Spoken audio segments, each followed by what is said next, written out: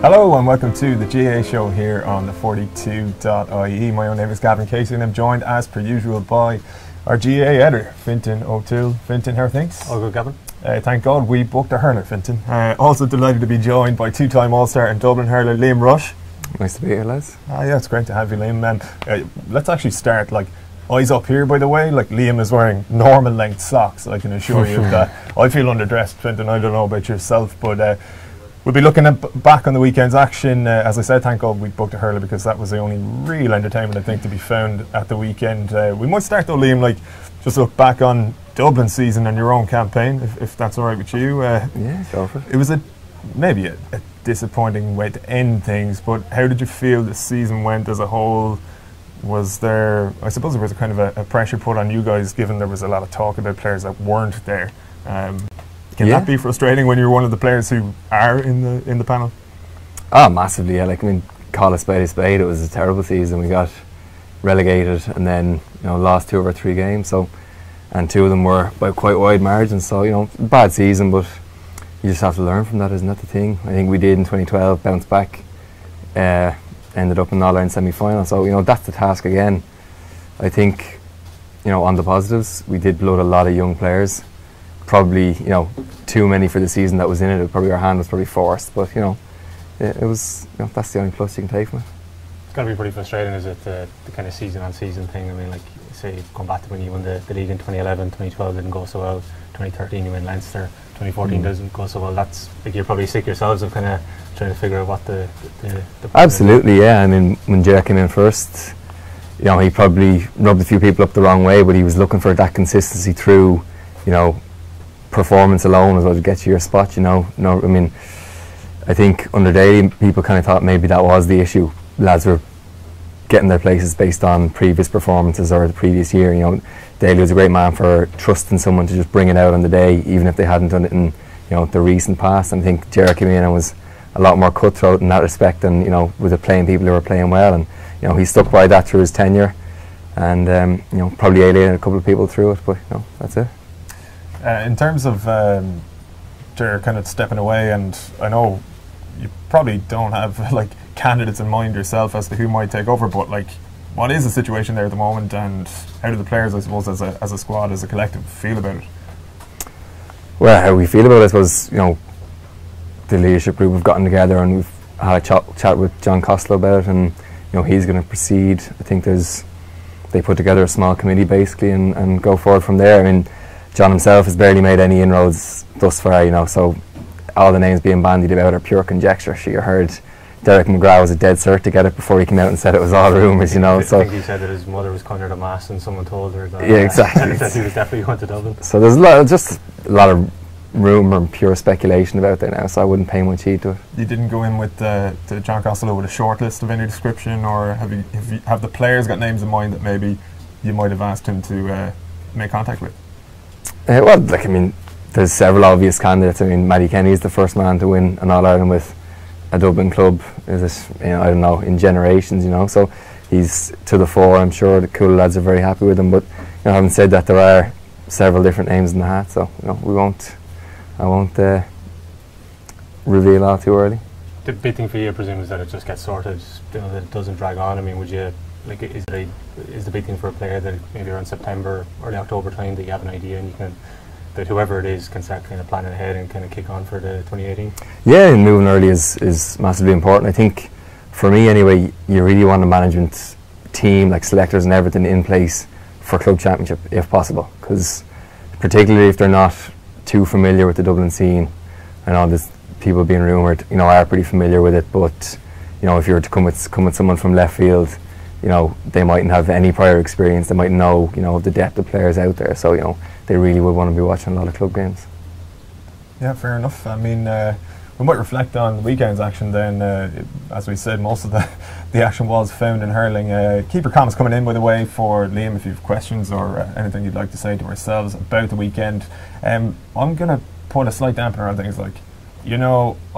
I'm kind of wondering about that game between Galway and Tipperary. Did we go overboard a small bit describing how monumental an occasion it was? Or maybe not an occasion, it was a monumental occasion, but in terms of the quality of the game, it seemed like the last 20 minutes kind of saved it from being a physical but maybe unspectacular game of hurling?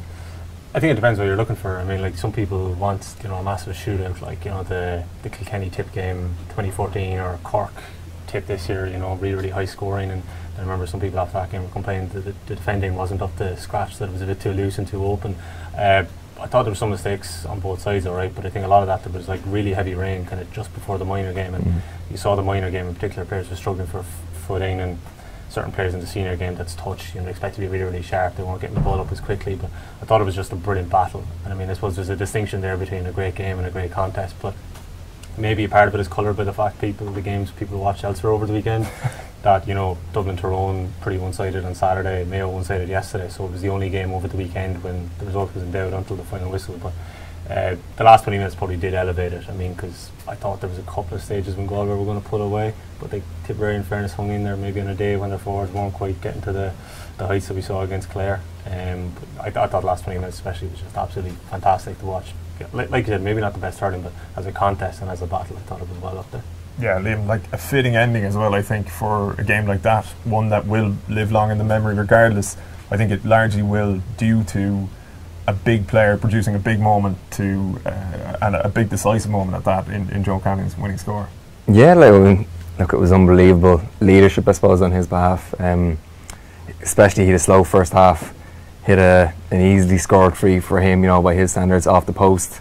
Conor Cooney picked it up, chipped it over, hit another run wide, scuffed a few sidelines, gets a yellow card, looked like in frustration, and then just came roaring back into it the second half. The last 10 minutes, I think it was massive point from play, huge free, massive point from play, huge free, and then the final point from play. So, you know, it was an unbelievable show by him. Yeah, because I think one of the most interesting stats was that after the 51st minute, no other Galway player scored. Like, he scored their last 5 points, and he took over. Like he gets the most attention of the Galway. That's probably been ever since he made the debut in 2008. But I think it was, you know, sometimes he starts really well in games, and maybe teams get to grips with him as it goes on. But I think it was probably his best closing finish to a game that we've seen. And it was interesting afterwards. He was asked, I think it was on RTE, about the point. And the first thing he said was that, well, you know, I missed one against Waterford a few years ago. We actually checked it out. That game was 2009 when they lost by a point, and he missed one in Thurles. But just interesting that maybe that's a few years ago. But that's still playing on his mind. Like, that he still thinks about maybe certain misses, and maybe in his, it was a bit of personal kind of, I don't know, vindication, or kind of setting the record straight. And I mean, look, you know, the tag, the best hurler never to win an All-Ireland, currently playing, you know, that's kind of followed him around. And probably, I don't know what you think of this team, but he probably gets judged maybe by different standards to others, and that there is just this expectation that every day he has to shoot the lights out, or else it's a poor performance. Yeah, that's probably changed this year. I think Michael Donoghue kind of has, you know, envisioned a different role from him. He's much more the creator for the whole year. You know, he's tracking back a lot more, and probably does take a lot of pressure off him. You know, I mean, they're probably judging him based on intercepts and breaking balls and passes delivered rather than outright scoring. I mean, which for the last 6 or 7 years, if Joe didn't fire, Galway were in trouble. But now, you know, they're after developing a serious forward line. Anyone, I mean, they're almost like the Dublin footballers. Galway now have 7 or 8 shooters who can just score. You know, if you give them a yard of space, they're going to score. You know, so they're going to punish you. So it does take a massive amount of pressure off him. You know, so against it, obviously it's probably the scoring rate probably isn't the same as it was 6 or 7 years ago, but it doesn't need to be, and the results are probably better overall. Did you notice that when you played him in Tullamore in May, that he was kind of, you know, creating things a bit more and kind of looking to send deliveries inside? Was that a bit of a difference compared to a few years ago? Yeah, well, like, I mean, even those last couple of points I mentioned, you said this, you know, in terms of like technical execution, the game probably wasn't as good as it had been, or as you would see, you know, maybe the Cork Tipperary game earlier in the year was 50 scores or something like that, you know, so it's a bit different. But because there was such pressure on everyone once they got the ball, you know, both teams kind of resorted to just getting it out of danger, playing safety first.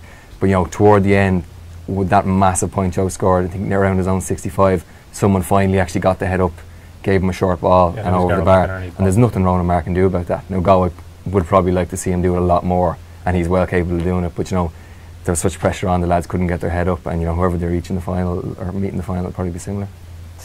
Do you... a couple of tweets came out afterwards about Canning and like how he had been speaking to major publications or national publications, and maybe there's almost like a taboo around this with players going into big games in Croke Park, like, you know, don't do any talking. Canning's always been fairly forthright and forthcoming with the media, and I think it's probably worth highlighting as well, like that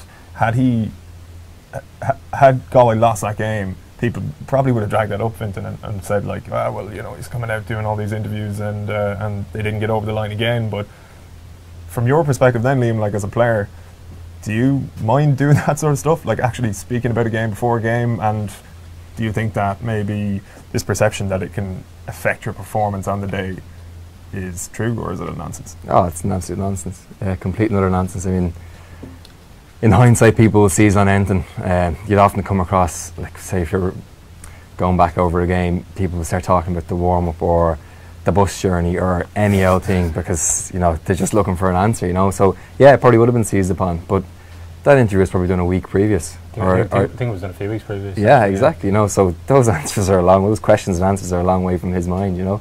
So I think, you know, there's a strange, like, dichotomy there in GAA and in the media, like, if you put yourself out there a la Aidan O'Shea, you know, you're liable to get shot back down, you know, and it's just a bit of the classic Irish psyche, I think, you know, pulling each other down, whereas, you know, look, if you want more and better coverage similar to the professional sports, you know, you should be praising these lads for coming out and sharing a bit of their story. Is it a begrudgery thing? When you talk about like kind of the Irish, you know, like you see someone, I suppose, kind of getting a bit of profile and people just like to have a pop at them. Like you mentioned Aidan O'Shea, like his performances the last few weeks have been absolutely brilliant, but earlier in the year he was probably not something that he wanted to get dragged into, but it seemed a bit ridiculous to kind of talk about. Yeah, well, I suppose you probably have a younger generation of player there coming through who are just much more used to 24/7 media and having more dealings with them, and, you know, it just doesn't bother them near as much. They do their media interviews, park it, and away you go. Whereas, you know, maybe I think in Aidan O'Shea's case it was Bernard Finn came out from a different generation, felt like having a go at him, but, you know, who gave Bernard the platform, you know, so he's engaging as well. He's using the same media platform as Aidan.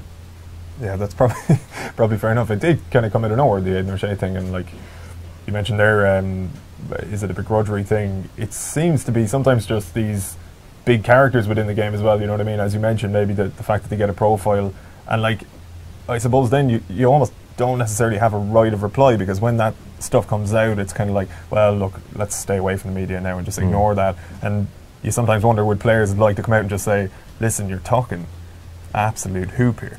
Yeah, like it's a double-edged sword. Players use it to build a profile, you know, to realistically make some financial gain out of it. Why not? You know, you're probably working in, you know, you're probably not committing as much as you would to your professional life if you weren't doing it. So you might as well make something on the side from it, you know.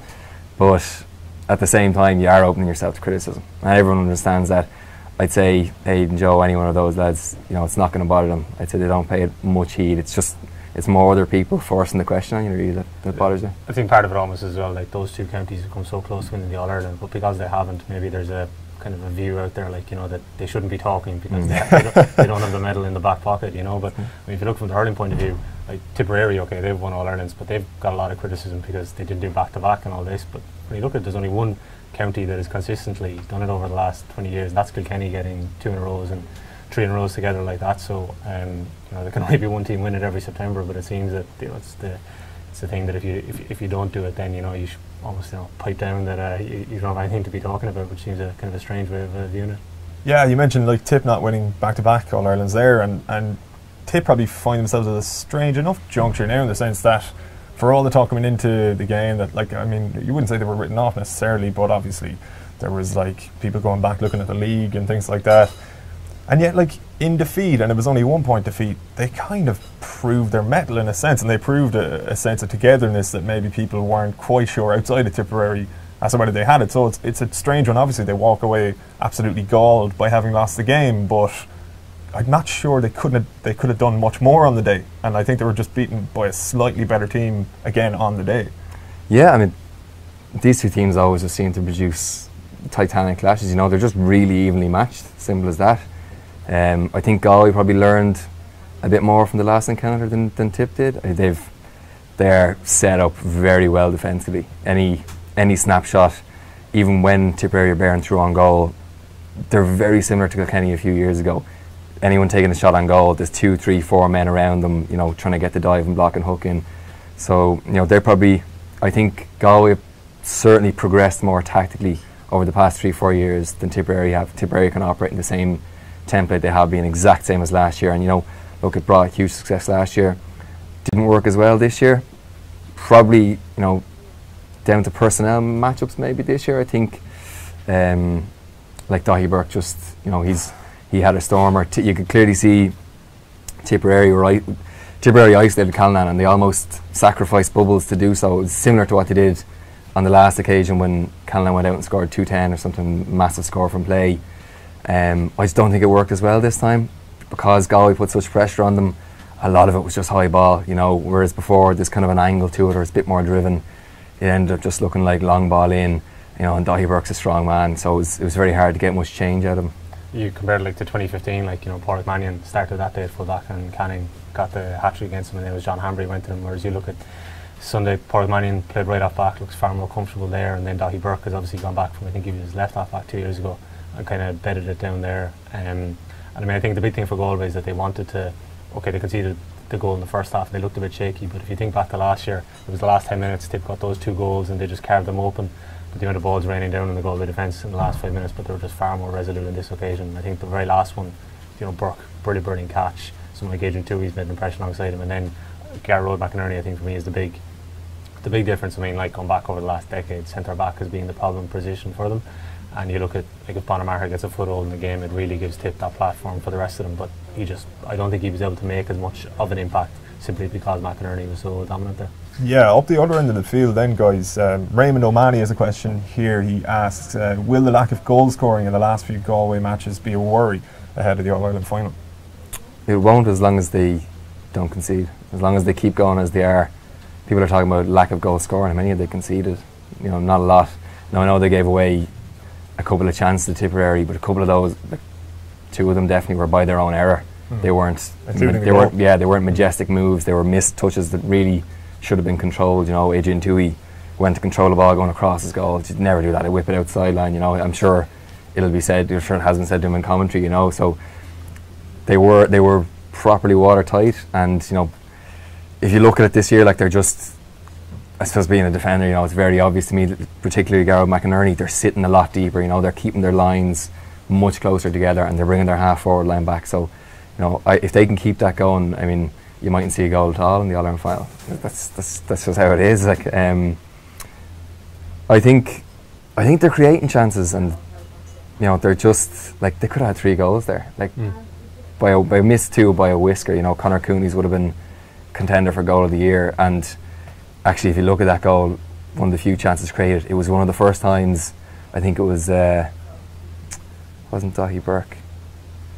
I'm not sure who delivered the ball, but they actually managed to get their head up in the Galway half back line. It was the first time it was an unpressured delivery, lovely ball in. Conor Cooney takes it, turns wide open. He just, he almost went for a shot that was too perfect. Yeah, big time. Jareth Garvey asks here actually, who is the hurler of the year so far? I think Joe's the favourite of the bookmakers, but one player said for me, he's probably going to probably a big contender for the young hurler of the year is Conor Whelan. I think overall he's been maybe a bit quiet in the Leinster final, but I think in all the 2 games before that he was excellent. I think he got 7 points in play against Offaly. Really good start on Sunday, and then I think there was one of the points he got which I thought was fantastic. He's still under 21. There was 3 Tipperary defenders, but he still managed to get down to get it just after half time and hit a really good point. And I think he just offers them everything, ball winning, he's really sharp, really good angles of running, and he's chipping in with 3 or 4 points in play every game. So I think he's been brilliant consistently through it so far this year for Galway. Yeah, anyone outside of Galway, Liam, that you'd be looking at? Yeah, well, I'll add one more Conor there from Galway again, Conor Cooney, very strong all through the league, so he's motored along very well. A third Conor, I suppose, Lehane, he is, he's the flag bearer down in Cork. He just seems to be their leader this year out of nowhere, so he's playing a similar role to Joe, getting deep, he's connecting the midfield and the half-back line with the forwards, but he's carrying a lot more, and just he's just wreaking havoc. He's so fast out in open space, it's very hard to tackle. I suppose another young player, I think Conor Whelan's in 21, isn't he? Yeah, he'll be playing Saturday weekend. Yeah, another rival for young hurler of the year. I suppose a lot's going to be decided over the next semi-final and the final.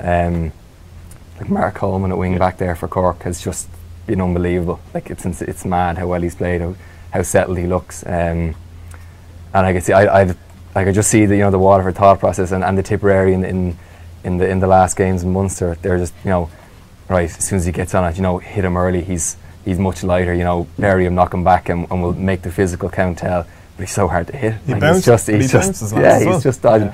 Very, like, I mean, he's reminiscent of Tommy Walsh. He's just, everyone would have said that earlier in his career as well. You know, he's so light, the hits will tell, but you can't hit him. You know, so he's just absolutely flying. He has this move as well where he kind of spins away at 360. I think Clare, I think it was Tony Kelly, but they were trying to nail him at one stage of the Munster final. He just did this spin away, angled it wide to Patrick Organ put over the bar, and that's the other thing as well. He never really looks to take long range shots. He's always just thinking about the delivery into the attack rather than maybe the big high ball that kind of forwards don't want. Yeah, big time. We'll get on to Cork and Waterford very shortly. The one thing I think from the Galway Tip game that we haven't brought up yet is that incident, if it even really was an incident, with Adrian Toohey. The Sunday game brought it up, Fintan, and you kind of get the impression these days that they're like, I suppose they were almost forced to bring up every little skirmish or every minor incident like this, probably since the Dermot Connolly thing, to be honest. And you're kind of wondering, like, is that really worth a guy missing an Ireland final for? And was there even intent? Because the rule is that it has to be intentional. Yeah, like the key word in the rule is deliberate. And I mean, like, Toohey was kind of running back towards his own goal. He wasn't even looking at him. I mean, to my mind, it was literally just a defender looking to break away from a forward and just putting his hand back to kind of push him away. I don't think he was really trying to tamper with his helmet. Maybe it was like, obviously the Tide Work incident is going to the GRA now on Thursday, so obviously that's very, very topical at the moment. So, you know, interest of balance and fairness that this incident was highlighted, but I just don't think there's any way you can prove that especially was deliberate when he wasn't even looking at Bonner. And I'd be pretty surprised, to be honest, if he ends up being nailed for it and missing the final. Yeah, hopefully he escapes punishment. We'll see how that one plays out. Liam, you brought up Conor Lehan there a minute ago. Last week we heard from Daniel Flynn, the Kildare footballer, on his GAA hero growing up. We also caught up with Conor Lehan recently, who gave a kind of a left field suggestion for his own hero being a Cork man. Let's hear what Conor had to say here now.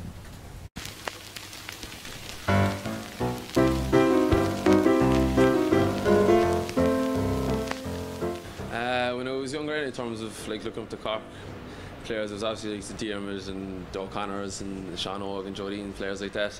But I'd say the one I looked up to the most was I'd say Owen Kelly from Tipperary. Was gonna, because I remember meeting him like at a camp years ago, and I just, you know, since then I just was obsessed with the way he played and just wanted to be kind of just like him. So he was probably my main hero growing up. I suppose growing up myself from my own club then, I really looked up to Luke O'Farrell, you know, in my own club. He was a great leader growing up. You know, he was a couple of years older than me, like, so he was a big man in the club at the time. So I kind of looked up to him a lot. Then outside the sport, really, I was just kind of maybe had a big interest in kind of NBA, kind of growing up as well, like, so just the usual kind of LeBron James, kind of Michael Jordan kind of thing. I went through phases of that as well, like. But in terms of GAA and kind of sport, it was mainly kind of around Cork players and Owen Kelly then. So they're my main men. Yeah, I did try to be getting the tip jerseys and everything, like, and getting the number on the back and all that. And trying to get the same helmet and all that, like, you know, when you're young, you'd be doing all that as well, like. But no, at the time, everyone loved them as well, like. So, but like, obviously, I wouldn't be boasting about it too much when it came to the championship.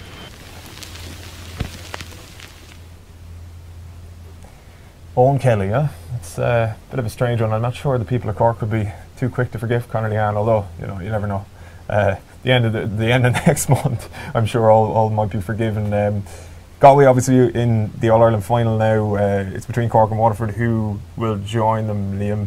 It's kind of a difficult one, I think. Sometimes when teams have already played, usually the losing team, it's like the onus is on them to catch that victorious team previously on the hop. And like, I suppose a losing team tends to learn more from a defeat than a winning team will learn in victory. Am I right in saying that? Yeah, you definitely are.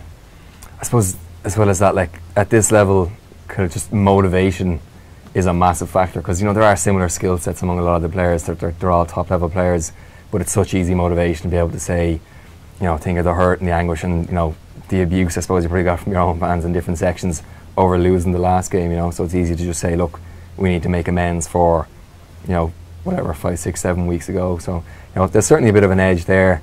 I think, you know, on that day Waterford just didn't perform, and Cork did. Like, Cork had, I think it was Waterford's first game, wasn't it? And Cork had already hit the ground running against Tipperary. They were just caught cold, you know. It was a very, very warm day as well, and Waterford are a much bigger team physically, you know, and, you know, that can take its toll carrying a much bigger body around compared to, you know, like, Cork have a lot of Mark Coleman's. a lot of Mark Coleman's, a lot of quick, wiry players. So and in the wide spaces of Thurles, it probably suited them that day.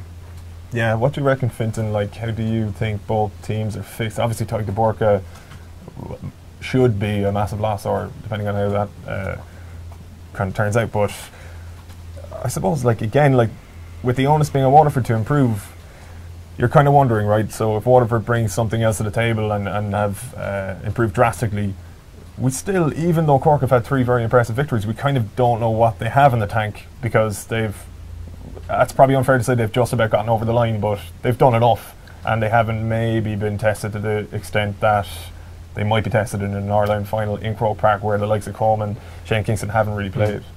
I think they've been really impressive. I think the one thing that we haven't seen is they haven't really come behind in games and had to come back. I mean, I think Tip went ahead of them by a point, but very quickly after that John McGrath goal, Cork got level. But I mean, they kind of made their running from the start against both Waterford and Clare. So around that kind of maybe 15 to 25 minute mark, if they've built up a 3.4 point lead in both games so far. So it'll be interesting to see if they're behind kind of at half time, how will they kind of be able to respond. If de Búrca is a loss out, I think he's a massive loss for Waterford. I think it's too simplistic to say, he's a spare man, he just hits the ball. I think he's so intelligent on the ball, his position, his awareness. I mean, the Kilkenny game, he was absolutely outstanding, and his deliveries, his clearances are really, really good. You'd imagine they'd probably maybe slot Darragh Fives back into there. I mean, I'd be very surprised if they suddenly, because de Búrca's gone, they don't go with the sweeper and they try and go man to man. And then I suppose it'd be interesting then to see what they do further up the pitch. Does that mean they start Maurice Shanahan? Does it mean they start Stephen Bennett? So it's a bit of a quandary, and probably not ideal for them, the fact that they're going to go into Thursday and it still won't be definitely known whether he's available or not. I don't know what Liam thinks in terms of for the other players, but it's hardly ideal when you're still probably not 100% sure whether one of your key players is going to be available. And can that affect the squad a bit? It definitely can. I mean, Waterford will want certainty over that. I think they got it. His second appeal got rejected, didn't it? Yeah, but he's taking it now to the DRA. He's taking it to the DRA now. So it's a bit of a nuisance. Like, you really want that stuff clarified, because there will be questions. There will be team selection issues, and going into a game, you at least want to know by Thursday, who will be playing where. Well, personally, I think it's like, I just think that it's a misinterpretation of that rule. I know he did put his hand in his face guard, but like, I think that rule was brought in because there was an epidemic of skirmishes wherein players were pulling the helmets off each other, and it's similar to the Adrian Toohey incident. Like, he didn't go to pull the helmet off him during a row or while he had possession. It was just, it was nothing. It was a non-incident. I think common sense should prevail. He should be allowed to play. If he can't, he's the best man for that role, and I don't see them playing without that role, so there will be someone else in there, and I think the team will be weakened by it not being him executing it. I think a lot of it is going to come down to the other end of the field for Waterford. They need more contributors on the day, and they have the forwards, but they just need, they need multiple scorers from, the likes of both Bennett's. Ozzy Gleeson just needs to keep going the way he is. They need contribution from Brick and from Kevin Moore, and they just need more lads on the scoreboard, because you might keep a couple of Cork forwards quiet, but there's 6 serious scoring forwards there that will do damage. Yeah, I think that's the big question mark, whether a Waterford forward can score 3 or 4 points in play. I mean, we know Pádraig Manny will probably get his usual 7, 8, 9 points from frees, but I think it was Jamie Barron, the midfielder, who got 1-3 from play against Kilkenny. It was Kevin Moore, the midfielder, who got 1-3 from play against Wexford. So it's just, it's not so much the criticism of, do Waterford score enough, but I just think they're just going to need a forward to kind of cut loose a bit. The two things probably in their favour are that the Cork game was their first game in 11 weeks when they played the Munster semi-final, so they could put down to a little bit of inactivity there. And you imagine, we saw last week Tip learned a lot from the league final, and it was a far different game, and they had that hurt that Liam spoke about. You imagine Waterford, they took a lot of criticism in the county. Derek McGrath said that it was a really, really bad reaction inside, so you imagine they have a bit of momentum now, and they have a bit of hurt from that game, so that they'll want to kind of adjust the record. Yeah, big time. Liam, I'm interested to hear your perspective on Cork generally, I suppose, given their struggles for the last couple of years, and I suppose the wider perception of it is that they've come from nowhere, in a sense, because there was probably no sign of this 12 months ago that Cork would be in, and even a semi-final with a decent chance of reaching an All-Ireland final. And for a side like yourselves, and you mentioned you guys had a disappointing season, but it just kind of shows how quickly things can turn around. I know, speaking to Conor Leanne in that video we played a minute ago, he was speaking about how the squad kind of defined their roles more at the start of the year, and they just understood more collectively where you had to be at certain times, and how it's just completely transformed their form. And I wonder, can you look at teams like Cork and kind of think that can be us in a couple of months' time? Yeah, well, just Cork's new players took exceptionally quick. I mean, they just settled so quick. The difference in 2 years is just 4 players: new cornerback, new wing back, new midfielder, and new wing forward. You know, I suppose it is almost a third-year team, but you couldn't envisage those 4 players settling so quickly and performing as well as they have. As well, like, the standout thing is really, like, from the last year, probably the year before that, is how hard Cork's forwards are working.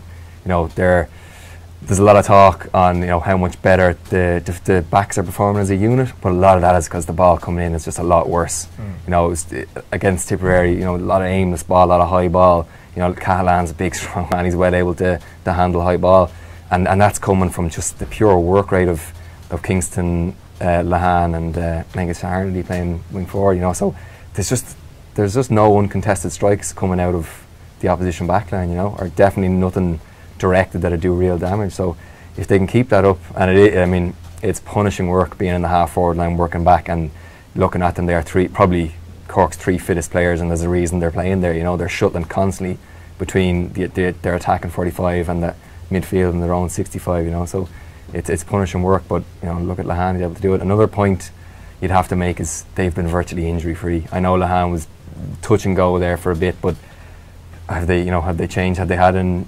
injury-induced substitution? I don't think so. You know, and having your 15 starters ready to go every day, week in, week out, is an unbelievable luxury. Yeah, big time. I suppose before we touch on football, lads, I might ask you to make a call on it. I'll start with you, Fintan. Who do you reckon is going to face Galway? On the basis if De Burke's out, I think Cork will be able to share it. You know, in fairness, they haven't put a foot wrong. I mean, they've 3 championship wins under their belt, and the other thing I think about them is that a lot of this team played in 2014, and they were pretty scarred by how much they underperformed in the Munster All-Ireland semi-final then, but they didn't really cope with the 5-week break well.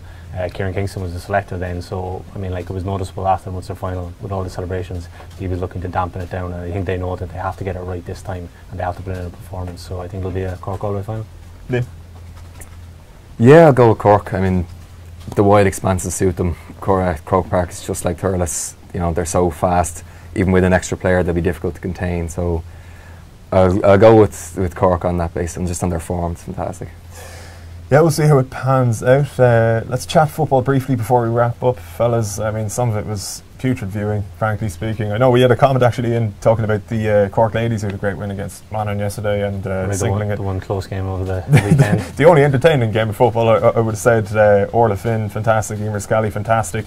In terms of the men's fixtures, they were kind of turned out to be massacres, and I suppose the one thing you can say is that the big 3 became a big 4 again, which bodes well for a semi-final. Yeah, look, Dublin did what Dublin do on Saturday night. You know, I don't think there's any surprise there, but I think the 2 big statements of the tent were Mayo getting back to form and Tyrone winning that comfortably in Croke Park. I mean, we saw what they did last year against Mayo. They couldn't get the scores on the board when he hit 12 points. I think the goal on Saturday was their first, I think, from open play in Croke Park in 9 years or something. Some unbelievable stats. So it's obviously been a criticism levelled at them, you know. But I think it set the stage for 2 great semi-finals. But it was really disappointing, the lack of contests. And I mean, like, Liam will probably be well able to talk about this, but it just seems in hurling that there's a bit more punch and it's a bit more competitive, and you know, there's a bit more of a levelling of the playing pack. But it just looks there's 3 or 4 sides in football that are just accelerating clear in terms of conditioning, just their tactical setup and everything. And there's a real gap there at the moment. Yeah, I mean, I suppose I'd put that gulf, you know, just down to pure talent. It's as simple as that. Probably being from Dublin, I'm sick of hearing how it's our financial resources that are driving everything, you know. I mean, Mayo and Kerry and Tyrone probably have much fewer resources. I mean, it comes down, you know, money isn't going to allow you to reverse time and go back to when this fellow was 10 and teach him to kick with his left foot. You know, it's just, those 4 teams just have top quality players, and there's no amount of kind of tactics or systems or weightlifting that's going to, you know, improve you as a footballer. It's just get the basics right. The standout teams like Kerry and Dublin, they have the most scorers. That's it. Like, you can defend your way to an All-Ireland to an extent, but against that many scorers, you're going to need something down the other pitch. I mean, Tyrone are developing.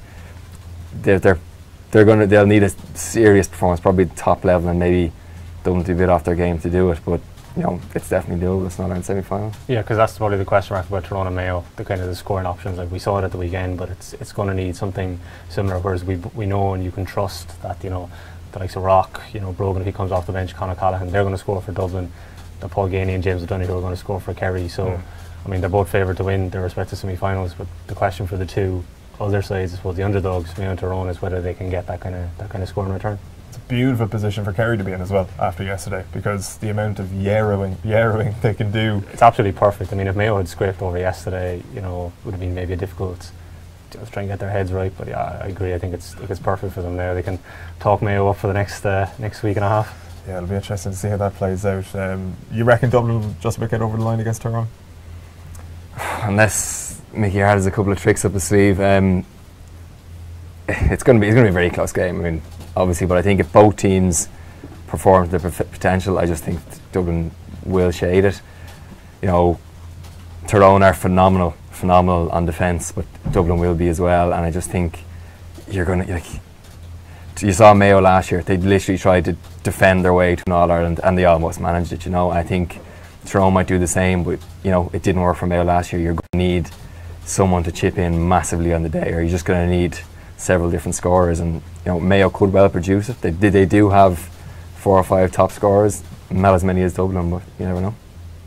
Yeah, Fintan, Mayo Kerry, very briefly. Do you fancy Kerry to just about do it? Yeah, I think I'd say the same for Dublin Tyrone. I think Dublin Kerry will finally get probably their biggest test of the season, but I think we're going to end up with an All-Ireland final and repeat of the league final from April.